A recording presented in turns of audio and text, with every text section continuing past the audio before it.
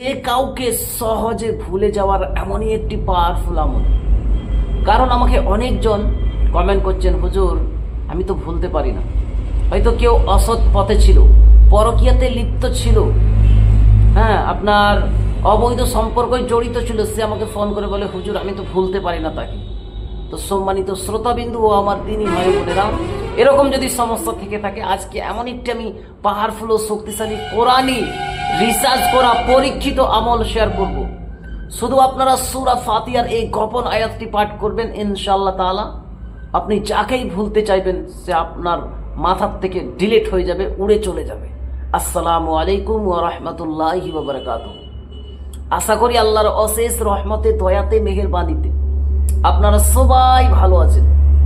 আজকে আমি আপনাদের মধ্যে যে কাউকে সহজে ভুলে যাওয়ার এমনই একটি পাওয়ারফুল ও শক্তিশালী পরীক্ষিত সহজ কোরআনী আমল শেয়ার করব। শুধু আপনারা সূরা ফাতিহার গোপন আয়াত পাঠ করবেন, যে কাউকে সহজে ভুলে যাবেন। তো সম্মানিত শ্রোতাবিন্দু, এই আমলটি কিভাবে করবেন, কি নিয়মে করবেন, কখন করবেন, সেটি নিয়ে আমি আরো বিস্তারিতভাবে আলোচনা করব। তার জন্য ভিডিওকে স্কিপ না দিয়ে সম্পূর্ণ ভিডিওটি দেখা লাগবে।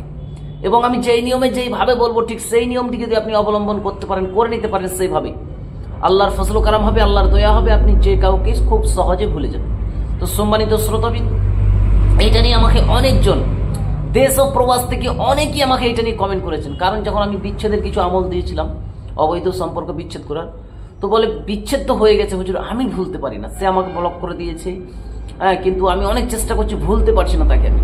তো সম্মানিত শ্রোতাবিন্দু, আজকে আমি একটা যে কাউকে সহজে ভুলার আমল শেয়ার করব। এটা নিয়ে আমাকে অনেকজন বলে হুজুর এমন একটা আমল দেন যেন আমি তাকে ভুলে যাই, বা আমি গুনার কাছ থেকে যেন বেঁচে যাই, এরকম আমাকে অনেকজন কমেন্ট করে। তো সম্মানিত শ্রোতাবিন্দু, তার জন্য আমি আজকের এই আমলটি নিয়ে এসেছি। যদি আপনার এরকম সমস্যা থেকে থাকে, আপনি অবৈধ সম্পর্কে জড়িত হয়ে রয়েছেন, আপনি পরকীয়ার মতো গুনার মতো, আপনি জঘন্যম গুনাতে আপনি জড়িত হয়ে রয়েছেন, আপনি সেটার থেকে বেরিয়ে আসতে পারছেন না, তাকে আপনি ভুলতে পারছেন না।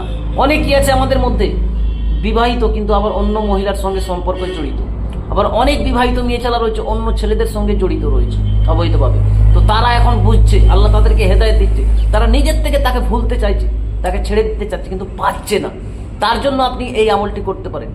সূরা ফাতিহার এই গোপন আয়াতটির আমলটি যদি আপনি করেন, খুব সহজেই আপনি যে কোনো মানুষকে ভুলে যাবেন। তো সম্মানিত শ্রোতাবিন্দু, এই আমলটি কিভাবে করবেন সেটি বলার পূর্বে আমি আপনাকে বলে রাখছি, আপনি যদি আমার চ্যানেলের নতুন দর্শক হন এবং এই রিলেটেড ভিডিওগুলি আপনি নিয়মিত দেখতে চান, শিখতে চান, তাহলে অতি অবশ্যই এই আমার আল্লাহ মহান ছোট্ট চ্যানেলটিকে সাবস্ক্রাইব করে পাশে থাকা বেল আইকনটিকে অল করে দেবেন, যাতে করে আমি যখনই এই রিলেটেড নিত্য নতুন ভিডিও আপলোড দেব, আপনার মোবাইলে একটা নোটিফিকেশন পৌঁছে যাবে, যার কারণে আপনি খুব সহজে নিয়মিত ভিডিওগুলি দেখতেও পারবেন এবং শিখে নিতেও পারবেন। তো চলুন এবারে আমরা জেনে নিই এই আমলটি কিভাবে করবেন।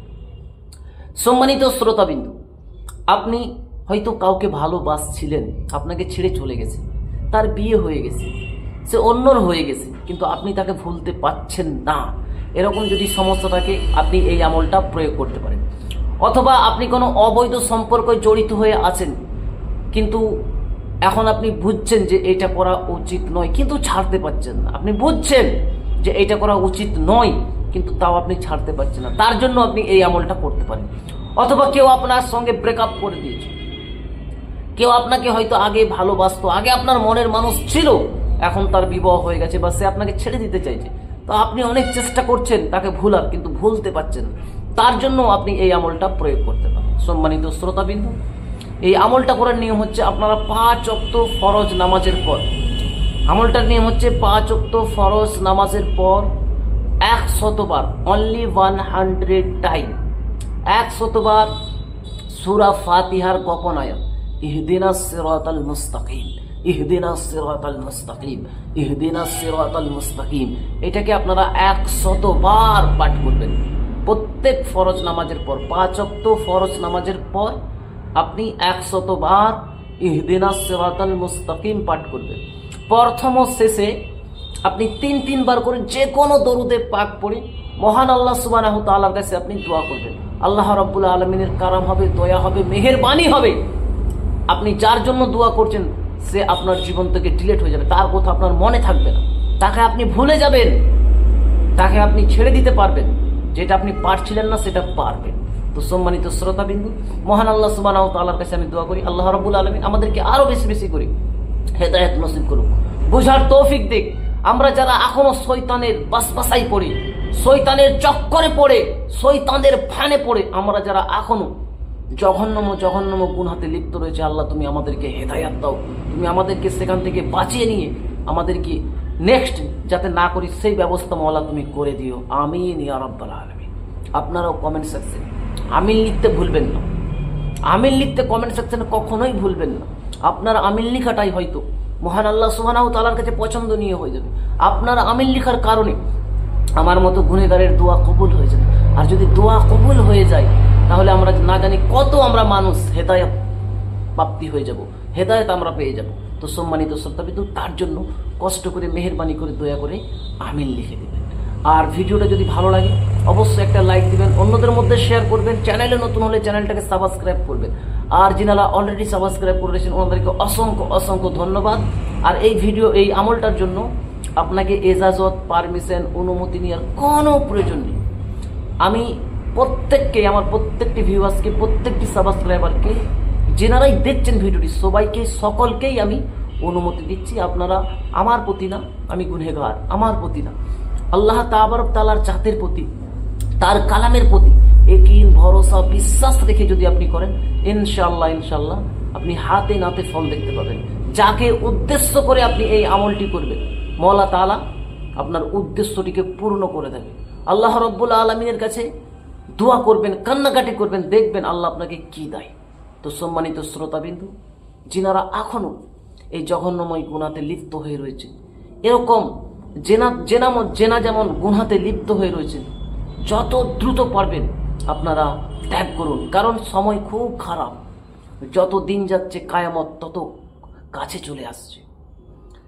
আল্লাহর যেদিনে পাকার হবে, হয়তো আমরা নামাজ পড়ি না, রোজা রাখি না, আমাদের কারো প্রতি হজ ফরজ হয়েছে, হজ আদায় করি না, জাকাত দেয় না, হ্যাঁ, গরিব মানুষকে আমরা ঠিক মতো ভালো নজরে দেখি না, মনে করি যে কে কি করবে, কে আছে আমার উপরে, আমি তো সব কিছু, আমার কাছে গাড়ি আছে, বাড়ি আছে, ধন আছে, দৌলত আছে, সব কিছু আছে, কাউকে আমরা পরোয়া করি না। কিন্তু মনে রাখবেন, কথাটা আমি হয়তো মানে আপনাদের দুঃখ হলেও কিন্তু এটাই বাস্তবতা, কথাটা আপনি মনে রাখবেন।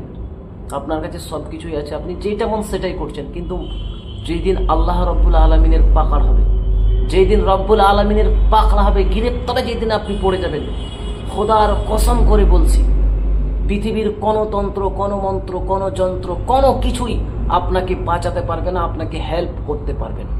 আজকে শুধু একবার আপনি আমেরিকার দিকে তাকিয়ে দেখুন, যাদেরকে তারা দাবি করে সুপার পাওয়ার কান্ট্রি বলে, আজকে একবার আগুন 10 দিন 12 দিন পর্যন্ত দাও করে চললো, দাবানল কত ধ্বংস করে দিয়েছে, কত কোটি কোটি টাকার ঘরকে ধ্বংস বরবাদ করে দিয়েছে।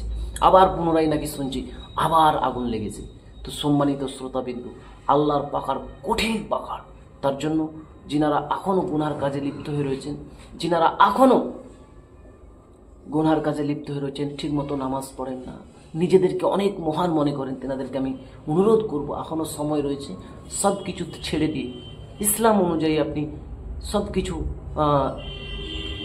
মানে করুন, ব্যবসা করুন, বাণিজ্য করুন, বিজনেস করুন, জব করুন, চাকরি করুন, যাই করবেন ইসলাম অনুযায়ী করুন, সঠিকভাবে করুন, গরিব মানুষকে যতটুকু পারবেন হেল্প করুন।